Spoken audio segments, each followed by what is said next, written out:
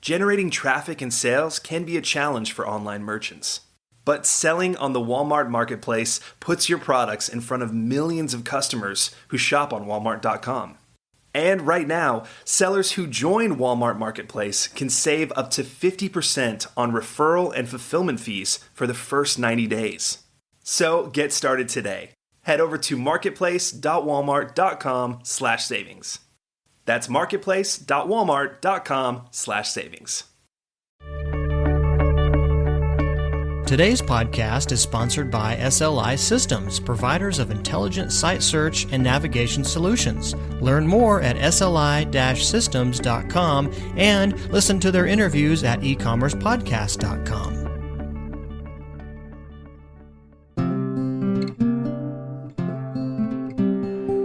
Your path to e-commerce success starts right here.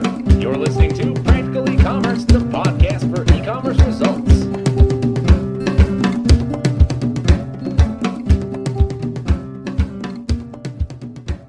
Welcome back to another Practical E-commerce podcast. My name is Brian Getting, and this is our weekly podcast for the week of October 16th, 2006. We're continuing with our email marketing theme here in this podcast.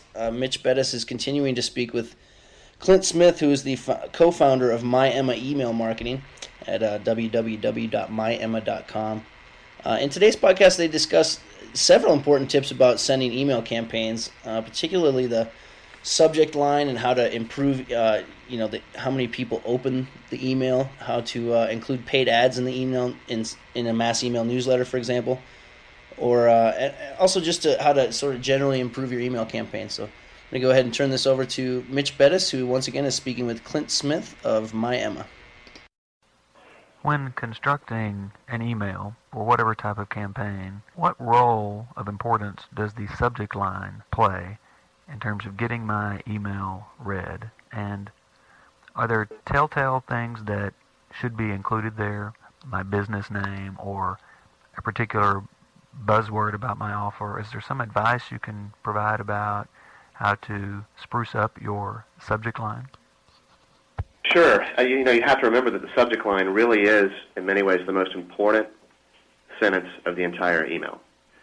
Because as you pointed out earlier, in some cases people are viewing only the subject lines before they decide whether to open that email or not. They may be viewing part of the email through a preview pane.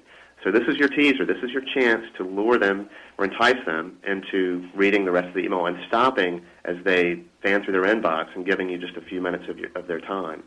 So in general, we tell people, yes, it's a great place, first and foremost, to identify yourself. If you're building a list of people who know you and who want to hear from you, then the best thing in the world you can do with the subject line is to make sure that they know that it's you.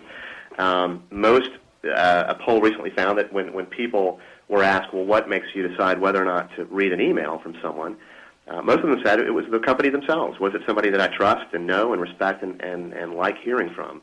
So it's a very good idea to identify yourself and the from name and the from address, and then possibly also in the subject line. The nice thing about leading off a subject line with something that identifies you is that it also gives people a quick way to go back and reference your earlier emails. They can sort their inbox by subject line, and suddenly all of the ones that they received from you show up in order. So that's also a nice little benefit of that. In general, beyond that, we try to encourage people not to be generic. The subject line, August newsletter, isn't exactly telling me why this is any better than or different from the July newsletter, and it doesn't give me any clue as to what's inside this email worth reading. So as much as each email you create and each campaign you send is unique, the subject line should reflect that, should also be unique. Those are sort of the two big tips. Beyond that, it's really an art more than a science, and it's taking into account your audience and your own style and knowing where to draw that line between informing and enticing but not giving away the entire scoop and giving them holding something back so that there's suspense to what the rest of the email contains. And then our biggest advice of all is experiment. Break your list in half and try a couple different subject lines and let the response data speak for itself and tell you which one worked better. We had a customer recently who we thought came up with a great idea and basically opened up a contest to their staff and said, basically, you guys come up with your own subject lines. We'll split the list and we'll try them, and whoever gets the highest open and click rates gets lunch on Friday. So there's some fun ways to experiment with that, because at the end of the day, you just want to try some different things and see how they work. And the response tracking is great for that. Many online and brick-and-mortar businesses do produce some kind of regular communication to their customers or potential customers, a newsletter of some sort. Does a professionally managed service like what My Emma provides and others help them improve that process? How do they kind of move beyond the idea of a quarterly newsletter philosophy in terms of their communication with their customers? Well, the quarterly newsletter is a great jumping off point for a lot of companies. In some cases, you have an organization that is comfortable with that publication cycle, and often it's the first thing that they transfer from print to email. So the quarterly newsletter is great. Again, you want to make sure that you're not building up the newsletter into some huge daunting task where there's a chance that you may miss that deadline. We have a lot of customers who start by saying, I just want the ability to create a very nice professional email newsletter that gives us some tracking and helps us really understand what our audience is interested in. And typically what happens is, more often than not, they start with the quarterly newsletter, and then they realize, you know what, in between those, wouldn't it be nice to send a short, brief email about an event that's happening next Friday or some recent news that we had? And in a lot of ways, just once you get the newsletter down, you find other slightly more spontaneous and focused ways to get emails out in and around them. And in general, part of our advice to people on the frequency side, which is, again, something that is entirely based on you and your audience and what you have to say, but quarterly is a great place to start. In most cases, it's great if you can get out in front of people at least once a month. Again, making sure that when you do, you have something of import to say. But it helps you stay in front of your customers or your members. You're reaching out and just reminding them that you're there and doing some great things.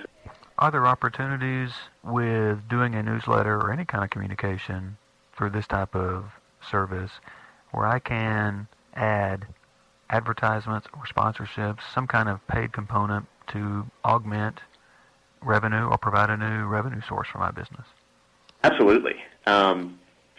Associations, nonprofits, I think, are becoming really good at this, where you could take, for example, a 2-column layout that's very easy to put together and use that right-hand column for sponsorships and ads. And you could have one sponsor who signs on for the whole thing, or you could have 3 or 4 of those and make that pretty affordable. But it's a great way, for example, an association or nonprofit to open this up to their members, their volunteers, and like you said, help offset the cost of this and even go so far as to turn this into a little bit of a moneymaker. So it's a great opportunity. And then the nice thing about having response tracking is that you can then go back to that sponsor, that advertiser, and say, look, this is how many people received this email and saw it, and this is how many people clicked on the link to visit your website. So you've got some numbers to show them after it's all said and done.